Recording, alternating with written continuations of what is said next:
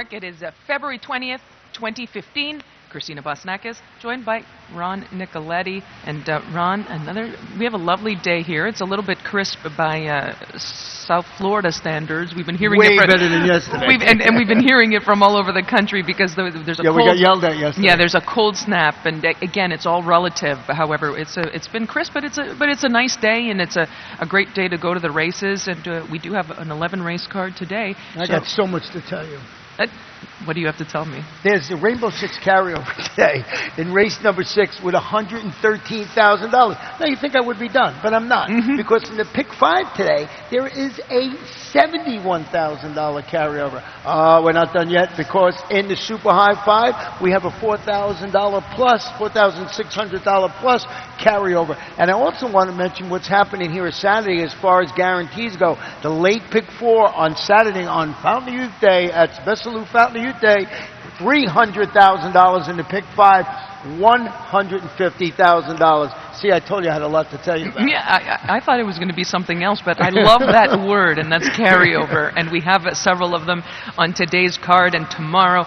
What a fantastic card. We will get into that in just a little bit. But the Fountain of Youth, and it's sponsored by Bessalou Stables, it is really shaping up, or it's shaped up as a pretty nice one. Pretty nice race, but the undercard, we got main sequence coming back, and as we mentioned, we got these great guarantees, carryovers going into the Saturday card. We'll see what happens. If they shouldn't happen to hit the pick 6 today, you can expect it to be right up there tomorrow with that fantastic 12 race card.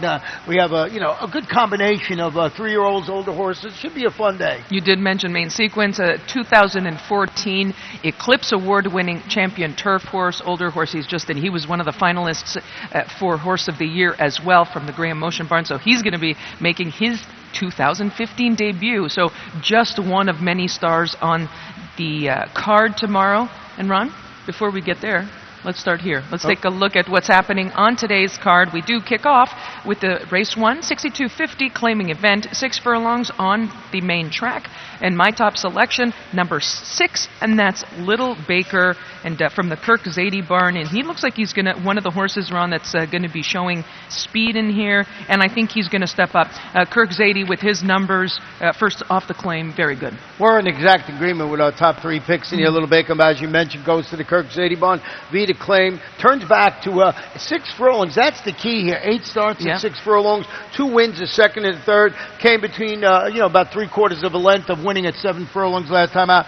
Looks like the logical choice. The 5 Passkey stretching out a little bit today at the 5, from 5.5 to 6 after coming within the neck of winning last time out. And one Donegal Hall who's going to depart from the rail. He's going to have some speed in there. Might have something to say about the pace scenario. He actually finished 3rd behind Passkey last time out. And I think he's the key, Donegal Hall, if he goes with Little Baker and if they show the way, maybe set it up for a horse like Passkey, who's going to probably have a stalking position in the early going. We move on to the second race on the card, and it is a 50,000 maiden claiming event, 1 mile on the main track. And this race kicks off the early pick 4. And Ron, my top choice, it looks like we're kind of in agreement here. We did go with a number 2, Confrontational, from the Todd Fletcher barn. If you look at this, go back to this filly's debut.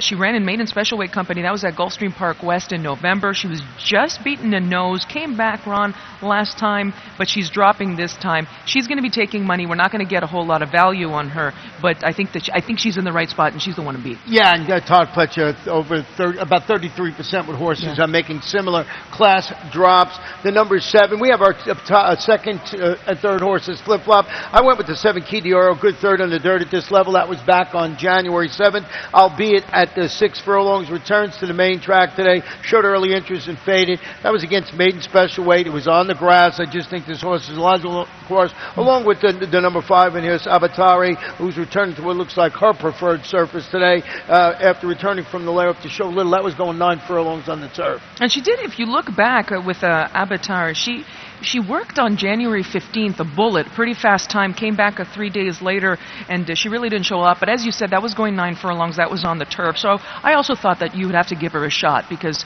for whatever reason, she didn't just run her race last time. Yeah, and if confrontational is not up to the task, I don't know if it's a horse that, Pletcher on the drop, if you want to single a horse in there, as you mentioned, this is one of the sequences in the early pick 4. I think you might have to go a little deeper in that. I think you have to use a couple. I agree.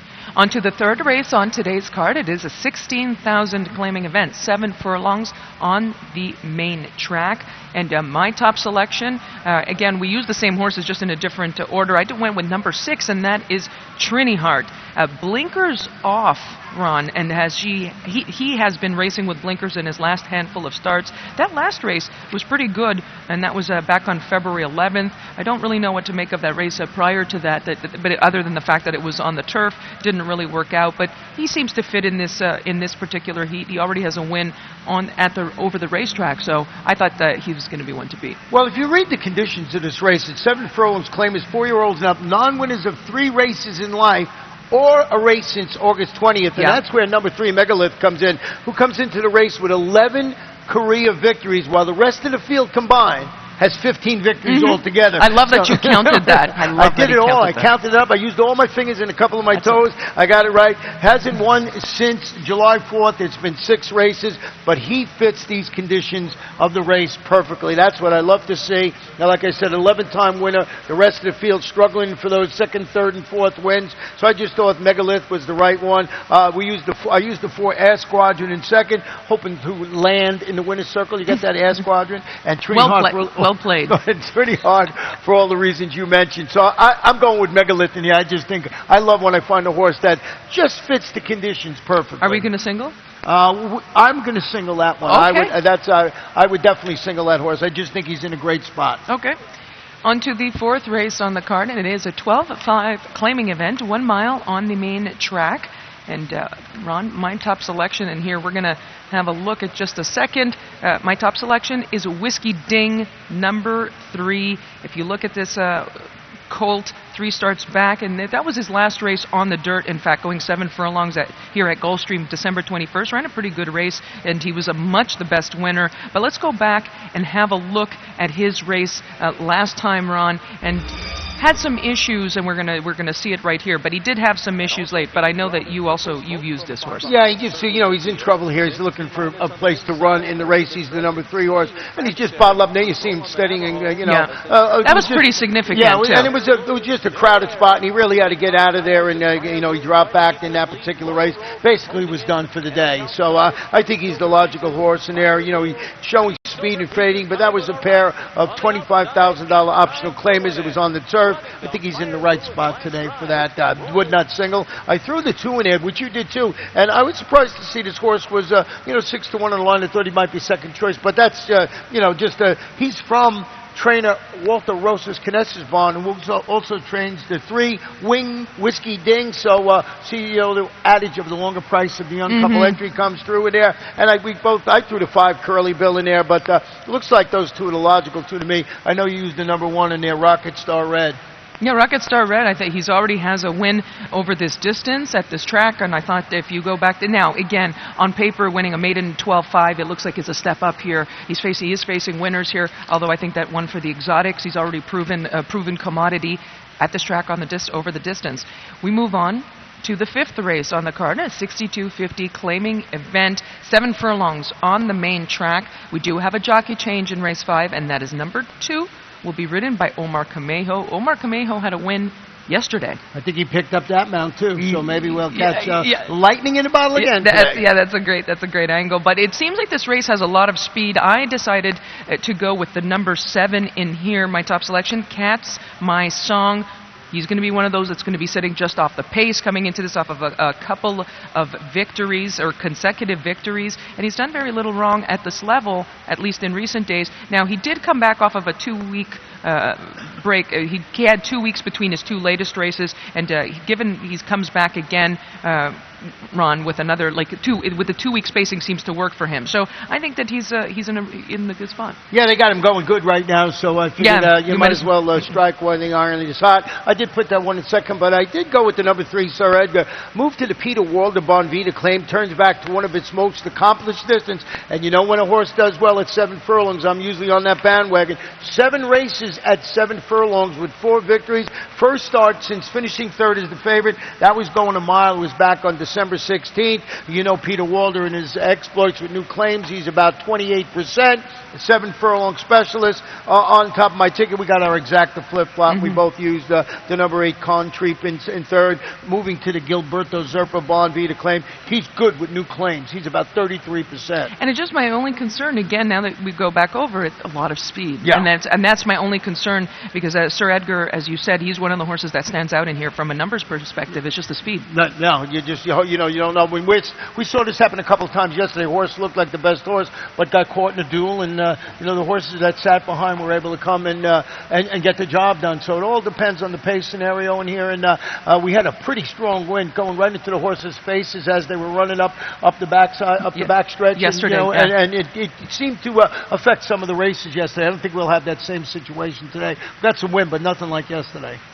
We're going to take a short break, folks, and we'll come back and have a look at the 6th race on today's card that kicks off the 20-cent Rainbow 6. Gulfstream Park is one of Florida's top entertainment destinations, mixing restaurants, clubs, a casino, and international boutique shops with world-class racing. In a lavish, sun-drenched setting with the feel of a Mediterranean village, Gulfstream is a leading year-round entertainment and tourist destination and the home of luxury residences in 2014. The Stronach family, owners of Gulfstream Park, is committed to the sport of thoroughbred racing and the grace, spirit, and generosity of the horse. The Rainbow 6 is back and it's better than ever. Now with a 20-cent base wager, it will expand the market for the popular bet. And in addition to doubling the base wager, the percentage return for the winners on the day the jackpot isn't hit increases to 70%, with 30% going to the carryover pool for the next program. Gulfstream Park, you got to be here each and every day.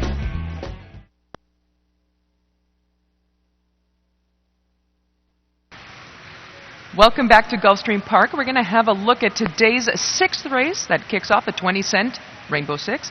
There is a carryover, Mr. Nicoletti. Yes, of over $113,000. The reason my mouth was agape is we both had the number 6 horse in here, who's 10-1 in the morning line, and that is Jane's Cat. I thought I was going to find this, but lo and behold, you jumped right on the Jane's Cat bandwagon in here. I'm still marveling from the agape, the comment. That's great. You never know what's going to come out of this man's mouth.